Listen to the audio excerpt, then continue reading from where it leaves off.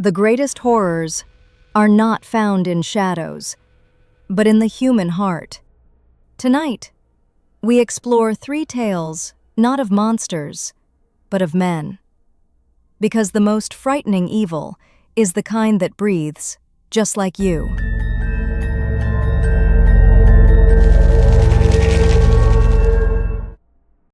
Terri, Missy Bevers, was 45 years old, a devoted mother of 3, a fitness instructor, and, by all accounts, the kind of person who brought light into a room. On that Monday morning, she was scheduled to lead a boot camp class at Creekside Church of Christ in Midlothian, Texas. She arrived at 4:16 a.m., carrying her workout gear and setting up for the day ahead, completely unaware that someone was already inside. Police later released security footage from inside the church. The video shows a figure dressed head to toe in SWAT-style tactical gear. Helmet, vest, gloves. They move slowly, deliberately, opening doors, inspecting rooms, as if searching for something or someone. What's chilling isn't just their disguise, but their behavior. They don't rush, they don't panic, they appear comfortable, almost rehearsed. And just minutes later, Missy Bevers would be dead. At 5 a.m., her students began arriving for class. They found her lying on the floor, brutally beaten. Emergency responders pronounced her dead at the scene. The weapon, the motive, even the suspect's gender, all still unknown. Police questioned friends, family, and anyone connected to the church. They considered burglary, personal revenge, even a random attack. But nothing fit neatly. The figure in the footage is estimated to be between 5 feet 2 and 5 feet 8 inches.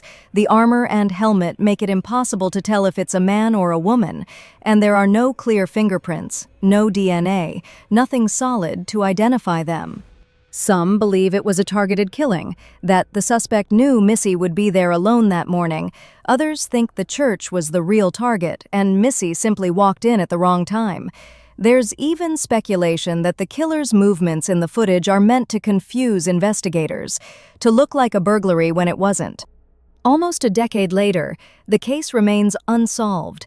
That grainy footage is still the most important clue. The identity of the person behind the mask and their reason for killing Missy Bevers are secrets they've carried with them all this time. Some killers hide in darkness. Others walk calmly under the church lights. The question is, when they looked into Missy Bevers' eyes that morning, what did they see? At 12:50 a.m., a young father calls his brother for help. By 1:53, he's on the phone with 911, breathless and afraid. He says he's run into them. But who were they, and why has no one seen him since? Brandon Lawson was 26 years old, from San Angelo, Texas. He was a father of 4 with plans to marry his longtime partner.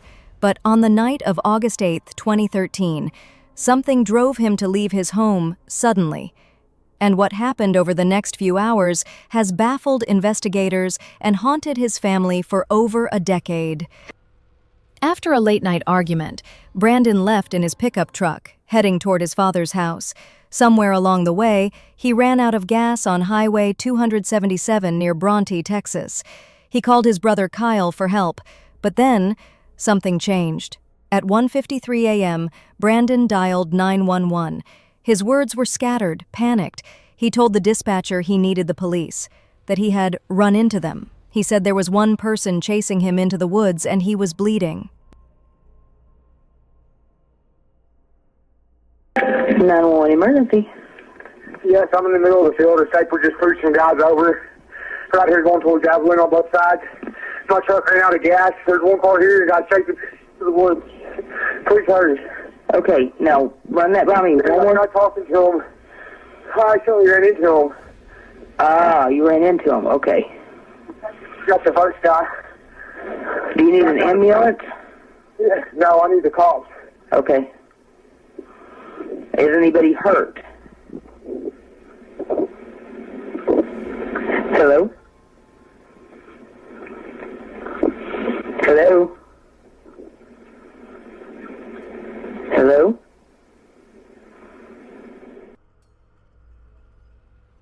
In the recording, Brandon's voice is tense and urgent. The call is hard to understand, with background noise and interruptions, but the fear is unmistakable. After that, silence. He never called again. When Kyle arrived, he found Brandon's truck abandoned on the roadside, its doors unlocked, no sign of a struggle. Police searched the area on foot, by air, and with dogs. No scent trail, no footprints, no sign of Brandon. It was as if he'd vanished into the darkness. Some believe Brandon was running from someone, possibly involved in illegal activity that night. Others think he was hallucinating from exhaustion or substance use, imagining danger that wasn't there. And then there's the possibility that he was being chased, and whoever was behind it made sure no one found him. After many years of searching, the long and painful wait for answers in the case of Brandon Lawson has finally ended. His remains were found close to where his truck had been left that night. For reasons no one may ever fully understand, that location went unnoticed for almost a decade. Although the exact cause of Brandon's death is still unknown, his family has at last found the resolution they needed. On August 30th, 2025, they came together for a celebration of Brandon's life, honoring the memory of the son, brother, and father they lost. His remains have since been cremated, allowing them to keep his ashes close. While the mystery will always remain, Brandon's family can now hold on to peace, knowing that their loved one has finally been found. A college student packs his car and drives into the night. Hours later, his SUV is found wrecked at the bottom of an embankment. But he's nowhere to be found, and the trail he left behind only makes the mystery deeper. Bryce Laspisa was 19 years old, an art student at Sierra College in Rocklin, California. Friends described him as funny, creative, and outgoing. But in late August of 2013, something changed. His behavior became erratic, his conversations unsettling, and on the night of August 29th, he began a journey no one can explain. At 11:30 p.m., Bryce left his apartment, telling his girlfriend he was heading to his parents' home in Laguna Niguel, a drive that should have taken about 7 hours. Along the way, he called his mother, sounding tired but coherent. But over the next several hours, his route became strange. At one point, he stopped for hours near a remote rest area. He bought a drink, sat in his car, and didn't move. By the next morning, his Toyota Highlander was found overturned at the bottom of a 25-foot embankment near Castic Lake. The back window was smashed from the inside. Bryce's wallet, phone, and keys were still in the vehicle, but Bryce himself had vanished. Search dogs traced his scent toward the lake, then lost it completely. Police searched Castaic Lake with divers, helicopters, and sonar equipment. There was nothing. No signs of foul play, no confirmed sightings, and no clear reason why Bryce had driven so far, or why he'd crashed. His family and friends say he wasn't the same in the days leading up to his disappearance. Some suggest drug use, others believe he was experiencing a mental health crisis. One theory is that Bryce staged his own disappearance, walking away to start a new life. Another is that he drowned in the lake, though no body was ever found. And then there's the unsettling possibility that someone else found Bryce before rescuers could, and that encounter didn't end well.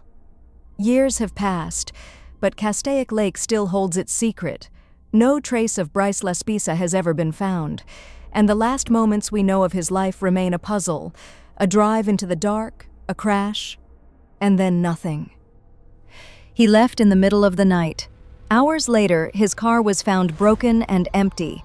The question is, did Bryce vanish by choice, or was someone waiting for him in the dark? Thank you for watching this episode of Evidence of Evil. The shadows of these cases remind us that some answers may never come, and the truth can be darker than we imagine. If you want to hear more chilling mysteries, don't forget to subscribe and turn on notifications so you never miss the next story. Until then, stay safe, if you can.